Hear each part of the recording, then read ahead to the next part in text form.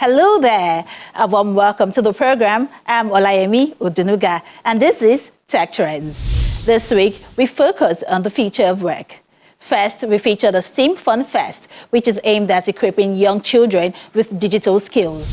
And then I talk to Douglas Kenderson, CEO of Seller, and we talk about Africa's creator economy and the future of work. As always, this is the program that takes you on a ride in 25 minutes to seek out innovation and creativity that are unique to Africa.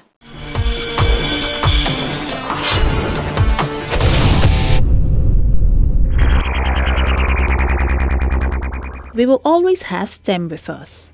Some things will drop out of the public eye and will go away, but there will always be science, engineering, and technology, and there will always be mathematics. The importance of STEM education to future economic prosperity and innovation cannot be underestimated. The yearly growth of STEM jobs is projected to be almost double that of non-STEM jobs, as young children with a strong foundation in science, technology, engineering, arts, and mathematics will go on to play an integral role in the global competitiveness and economic stability of the country. In this next report, we look at how the STEAM Fun Fest is exposing young children to digital skills and getting them ready for the future of work. It's an exploration of the opportunities an increasingly technologically centered world offers children. And with the aim to spark a love for science, technology, engineering, arts, and mathematics, the STEAM Fun Fest equips these young people with skills that prepare them for the future of work.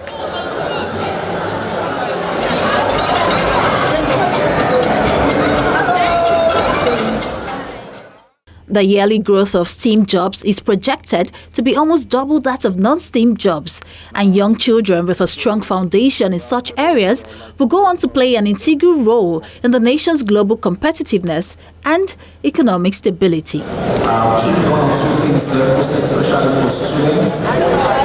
Critical thinking, problem solving, and the power of collaboration are some of the skills they need to be disruptors in the future.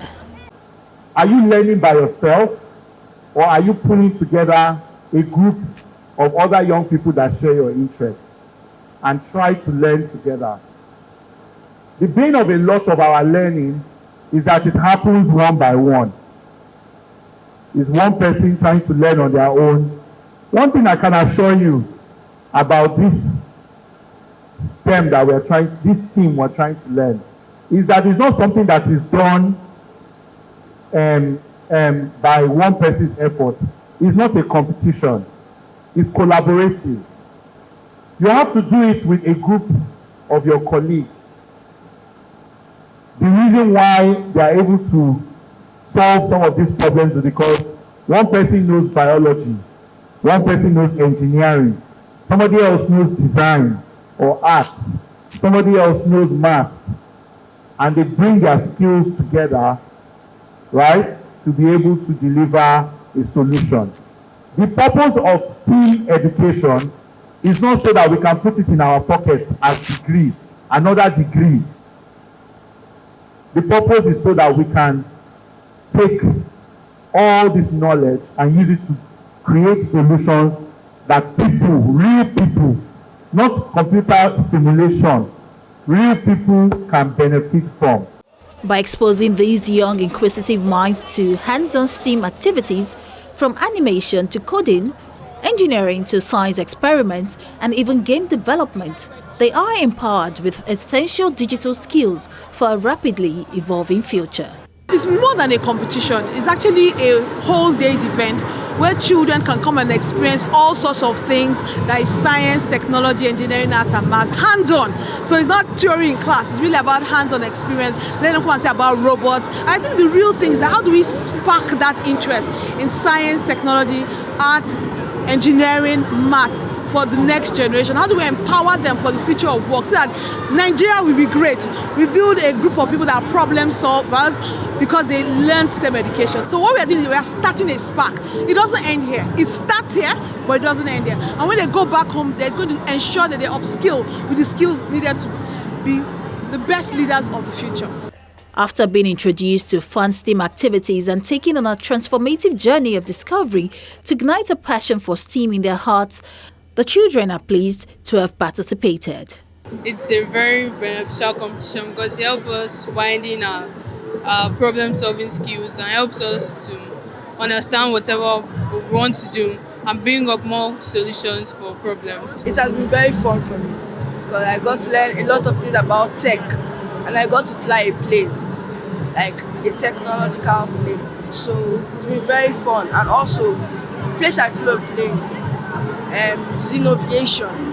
It taught people how they can be pilots. It also taught people that they don't need degrees, master degrees to become pilots. So that's what I learned. It's been a great experience actually. We've been taught how to identify problems in our immediate community or in Nigeria in our schools and find solutions to them using design thinking. I've learned how to create machines, create robotics, create everything around the technological system. We're now a country that's besieged with a lot of challenges. We have an energy crisis, we have a cost of living crisis, we have a lot of challenges as a country, and it's not just going to be government that can solve these problems, and we cannot also import all the solutions to our problems. If we don't want to create new problems, we are relying on these young people to help us to be able to build solutions to these problems, build energy efficient air conditioners, build cars that use less and less petrol so that it can be affordable for people to move around, build electricity solutions that don't require diesel. I mean, there's a lot of problems that they need to be able to solve with the skills that they're acquiring, and we're looking forward to seeing them solve those problems. The importance of STEAM to future economic prosperity and innovation cannot be underestimated. By inspiring the next generation of future workers through experiential STEAM activities, there is an opportunity to help tackle the STEAM skill shortage.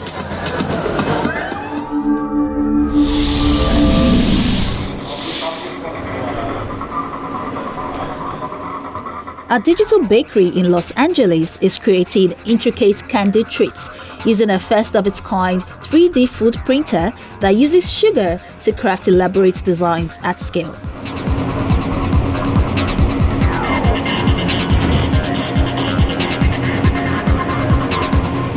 Sugar Lab co-founder Calvin Hassel's journey into the world of culinary sugar creations began when he was a student at the Southern California Institute of Architecture. He bought a traditional 3D printer and began tinkering around with it and experimenting with ingredients.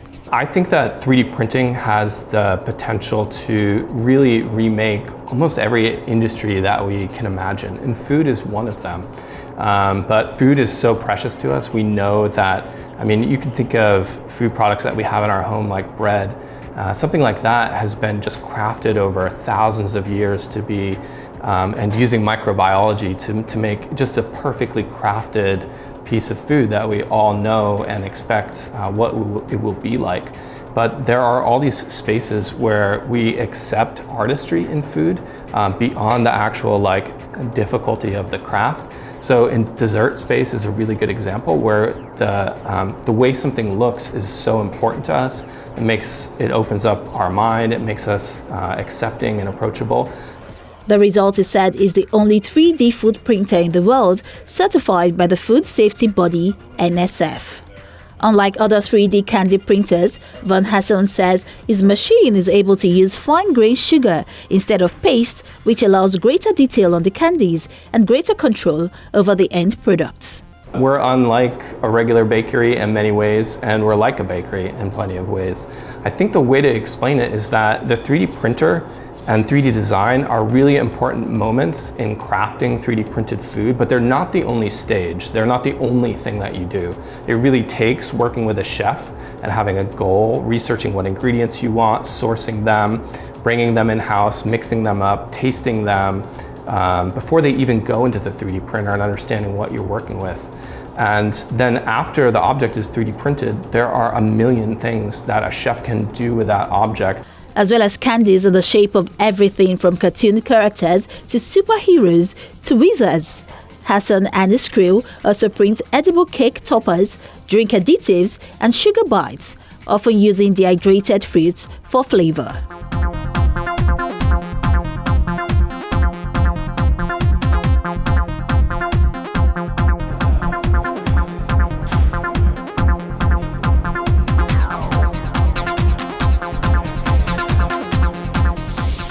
Some of the shapes are designed to be filled with chocolate or ganache. On the savory side, the team also produces kimchi bouillon soup drops. So every project here at Sugar Lab begins with an idea. So the client has this concept that they want to make into a reality. So we take that concept and send it to our 3D designer. They'll take that concept and make an incredible full color shape and then actually email it to our chefs here at the lab, and we'll publish it directly to this 3D printer. And any 3D file that you can imagine can be 3D printed, just like we're seeing here. A digital file is the first step of the printing journey. The file is transformed into a 3D model by Sugar Lab's designer James Cho and head chef Jonathan Solomon. Then transferred to the printer, where the magic happens, one flavor and sugar sheets at a time. I really feel like I'm getting to work on the future of food, future of desserts, just future tech that's going to be able to, one day these things are going to be in like everyone's kitchen. Not tomorrow, but sooner than we think. The current 3D printer is incredible because it's the only NSF certified food 3D printer anywhere in the world, and it's the only one that operates at scale. So we can print thousands and thousands of product overnight and have it ready for the chefs in the morning. And that's the really key difference between this technology and other 3D printers that we see that are for food. Until then, the sweet treats can be specially ordered or purchased on Sugar Lab's website, starting around $25 for 6 1-inch printed strawberries filled with chocolate and ginger ganache.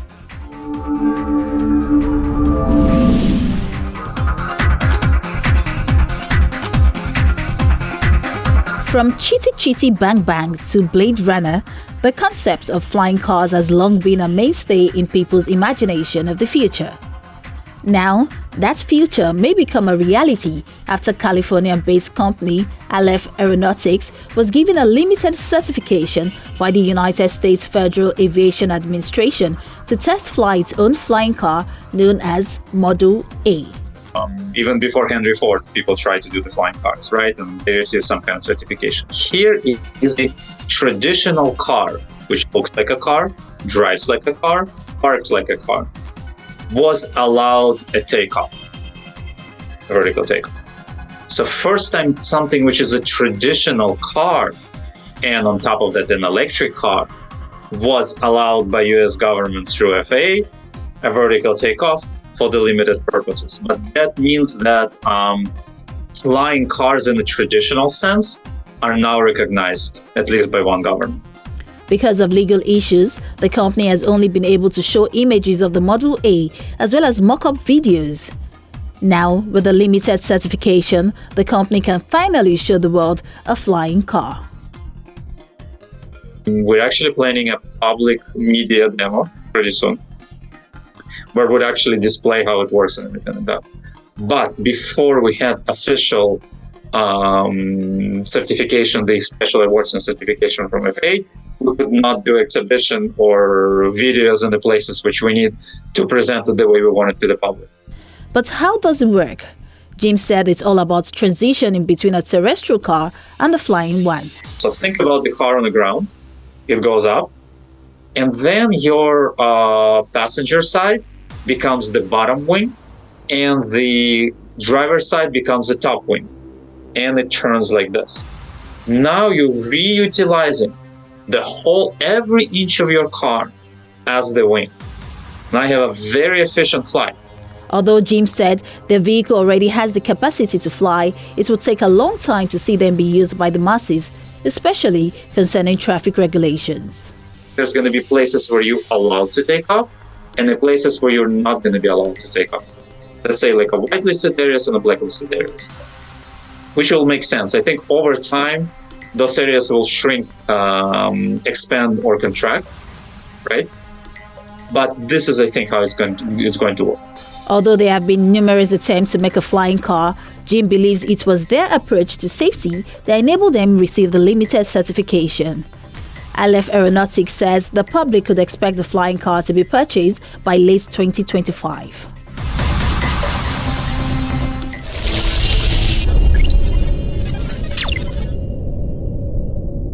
The global creator economy is estimated to be worth more than $100 billion, and as the ecosystem grows, it is projected to approach $500 billion by 2027.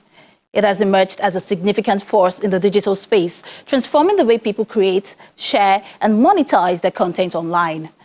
Given its current growth trajectory, the creator economy in Africa is envisioned to have the potential to shape the job markets and employment landscape over the coming years. In my interview with Douglas Kenderson, CEO of Seller, we'll take a look at the creator economy in Africa and the future of work.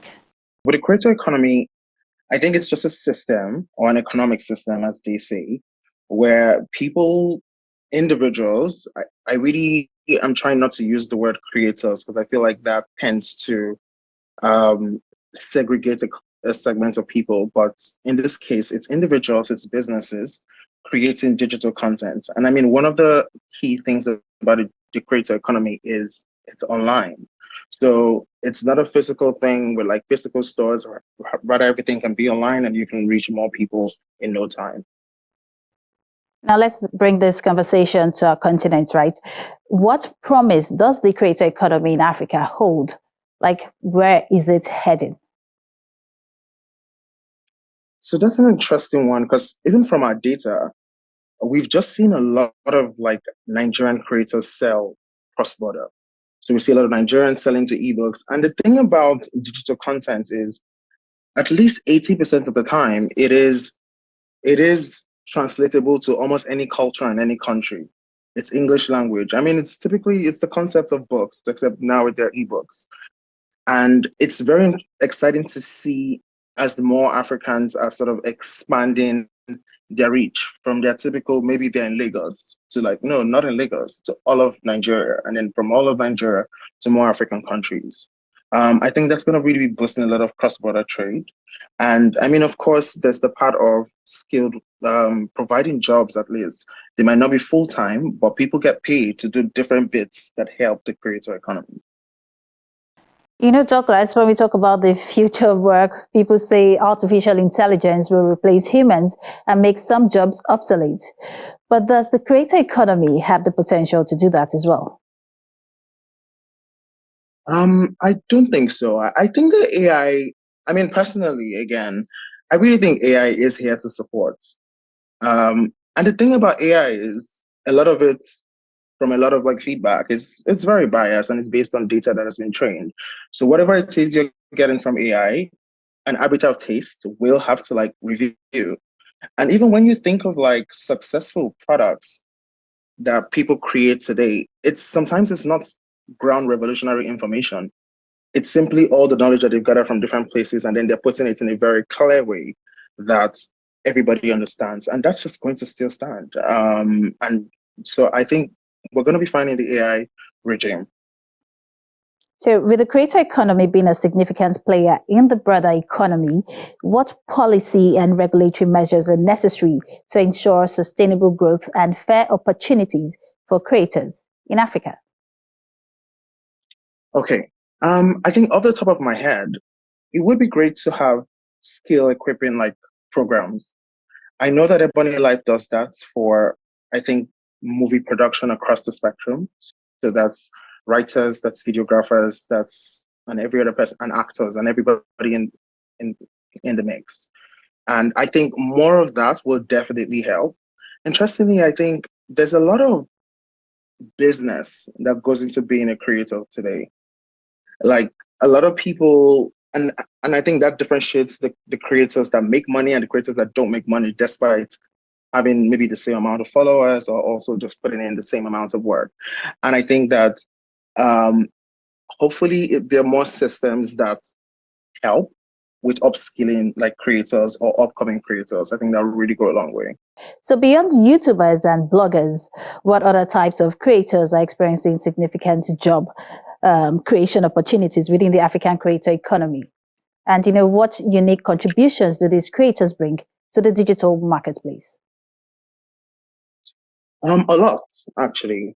So we have a lot of YouTubers. So I mean, I'm speaking from our platform. I'm speaking from the context of all the creators that sell different kinds of products. I think authors are definitely at the top of that list. Course creators are definitely top of that list. It's a very big market, and the beauty of like being an author or being a course creator is they're just diverse topics to go by it, and it's a function of what do I know and what are people interested in paying for me, paying to know, and I just have to make it. So across the spectrum, we have like authors, we have course creators, we have people that make templates actually, and it's very interesting to see how much growth that has. And given the dynamic nature of the creator economy, how are African creators adapting their skills and strategies to remain competitive and relevant in the ever-changing digital landscape? I am very biased about this question because the thing is, so the creator space is as synonymous as the tech space, and I'm a software engineer, and as a software engineer, there are like new things that come up every day that are not even necessarily useful, but like everybody's like talking about it, and eventually that dies. I think for a creator that is serious about their business, they should work on creating a good product and marketing a good product. Now, all the fancy tools and all the different things will come and change, but you shouldn't dwell on them. You shouldn't try to stay on them. Look at the ones that are most likely for you and see where you're going to take lessons from.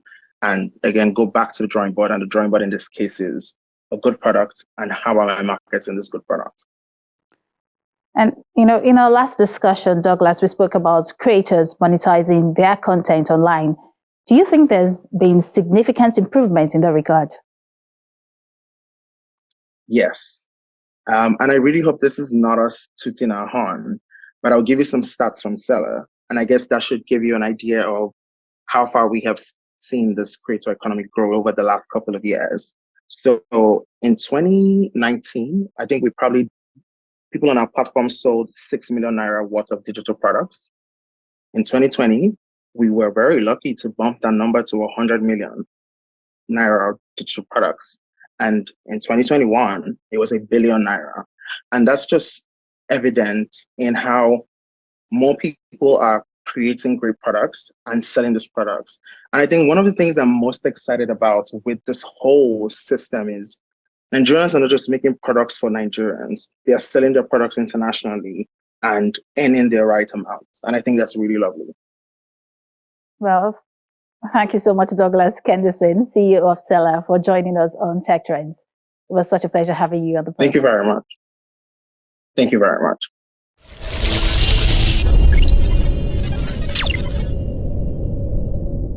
And that's our show this week. If you missed any part of it, you can always catch up on the channel's TV YouTube accounts where we have all of our episodes. And I encourage you to watch, share, and like your favorite editions. As always, Tech Trends is here to share insights, trends, and developments happening in the tech space. Until I come your way again next week, I'm Olayemi Odunuga. Bye for now.